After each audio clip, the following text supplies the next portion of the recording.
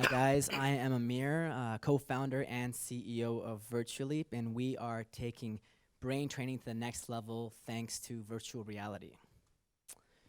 So the cognitive assessment and training market has been booming for the last 10 or so years, and it's due to a mix of factors. One is a growing aging population. Now in the US, for example, by 2030, there'll be more adults, there'll be more senior citizens than children.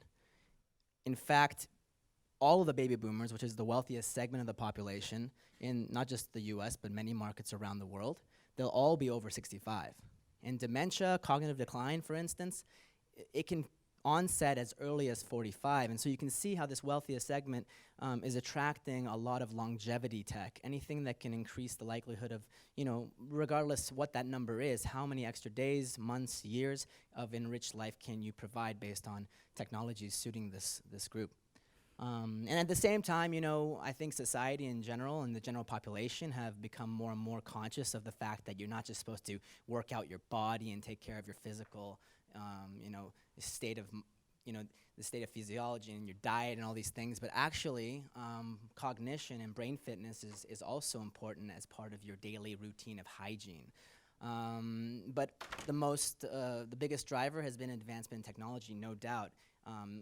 Apps like Lumosity, which still has about 85 million members, maybe not monthly actives, but a big striking number, they only require you to have your smartphone or your tablet in order to basically train your brain.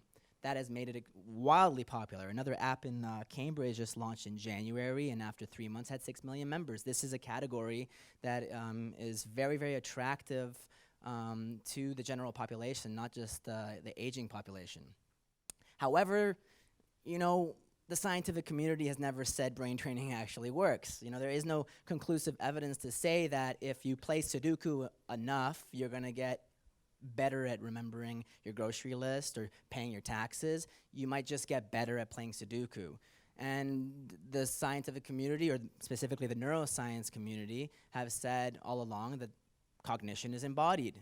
In order for cognitive training to work, it is essential, it is critical to involve our autonomic nervous system. We have to bring in our sense of self and proprioception, our vestibular balance system. It all has to be entwined into a cognitive training experience in order for brain training as a type of education or healthcare method to actually work. And that's where VR naturally comes in, and of course AR. It naturally creates an environment that pulls in our physicality, as we all know in this niche community right now and here. It is the first time that we have a digital format that can support a natural cognitive environment. And so enter Enhance, our VR app that offers a daily cognitive workout of fun games, but intense and short, scientifically designed to train the various aspects of our cognitive faculties, not just the typical categories like memory and problem solving that you would find in a Lumosity or a Peak or an Elevate, but also unique categories that, for example, our first game, Hide and Seek, is based on spatial audio awareness, finding a missing object according to the sound it has, and triggering our spider senses in order to hone that particular faculty. When I travel with my wife to a new city, I always get lost, and she laughs at me, and I just can't figure out I have no idea of what a true north is or stuff like this. But on the flip side, I write a lot. She doesn't necessarily have the same kind of word memory as I do. And so we're able to create a library of games that fundamentally basically target each of these different faculties. Of course, in VR, you're always targeting one in primary, like let's say a game is focused on memory, but you'll always have motor skills involved just because of the natural nature of the medium. We are the first VR app or brain training app ever to incorporate on the bleeding edge of auditory science. So we have composed a series of tracks that even if you're not even playing any games, they are also scientifically validated for increasing the focus levels. Right when you enter the app, you have this interesting rhythmic audio in the background that you don't really understand. It's not really distracting you. It's kind of there, and you get used to it pretty fast. It's based on phase locking. And that is integrated into our every game except the ones that are based on spatial audio, where you need complete silence. And we've launched an admin panel that essentially allows organizations to be able to monitor and manage their users. Now, we're the first ones to actually have this companion platform side by side with our VR app. And it's pretty much something that I think has been missing from organizations like senior living clinics, hospitals, even corporations with human performance programs, or schools with after-school concentration programs. It's never been able to allow them to tie all the data together for their organization and make things that much more practical. How do we stand out? Well, basically, you know, I call the 2D screen-based apps brain teasers, not brain trainers.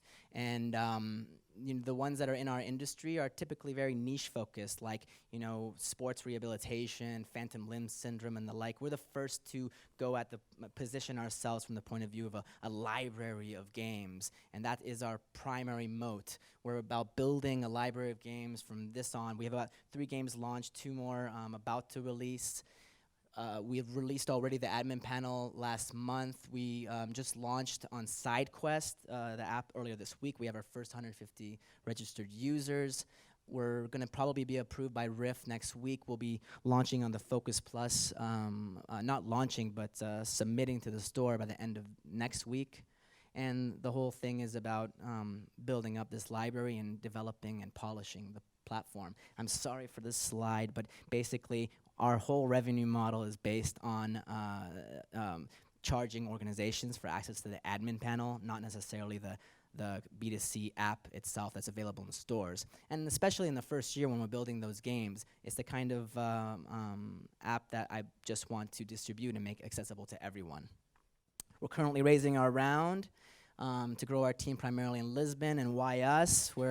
We're basically, I think, positioned in a very unique way. Before we pivoted into brain training in May, we were spending a year studying user cognition and the human condition, developing biometric algorithms that I believe gives us a real interesting and a unique edge in the market.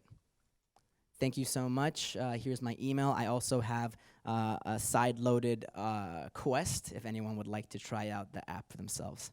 Brilliant. Thank you. And can we have some questions? Hi, Amir. Patrick. Who's your target audience, the clients, the paying clients right now? Sure. So like our launch partner is the American Association of Retired Persons, for example. They have 38 million members across the US, and they would be an example of our direct client. They have access to the admin panel. They get charged according to a bundled user licenses. If there's an enterprise of 500 users, then they get charged, like, for example, an annual subscription of 90K. If they're under 20 users, they get an annual subscription of 2K. We're not charging for the app itself. It's definitely a problem in Finland as well. Like, we're going to have huge amounts of senior citizens. Is there scientific proof already that these kind of like brain training is gonna like affect Alzheimer's or dementia or those diseases? It is the craziest time. I write for VentureBeat a lot, and every week, or at least twice a month, we're seeing articles come out based on studies in Taiwan, UK. It is affecting dementia. It is triggering multiple cognitive learning systems. It is being used effectively for pain reduction, or at least our experience of pain. The seniors, I think one person was partnered with Cedars-Sinai, which is a leader. They just received $100 million from Disney to extend some of their work. It is absolutely validated and supported by science and research, especially this year, which has been the most impactful year for this kind of studies to roll out.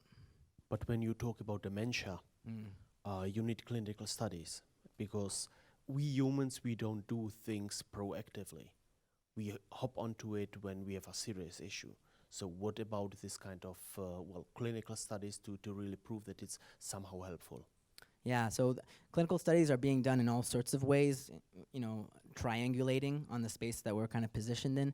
We're beginning, as of right now, a partnership with Champalot Institute in Portugal, Pacific Health Brain Center in California, hopefully with the AARP, hopefully with them we will work with another institute of their preference. But right now is purely a period of time where we can say we are good for cognitive assessment, but we will not over-market our spiel on what we can do in terms of actual impact in terms of cognitive decline.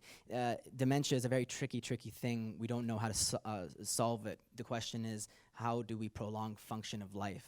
And that's something that I think we have a lot of evidence for even right now. All right. Thank you very much. Let's welcome up spatial.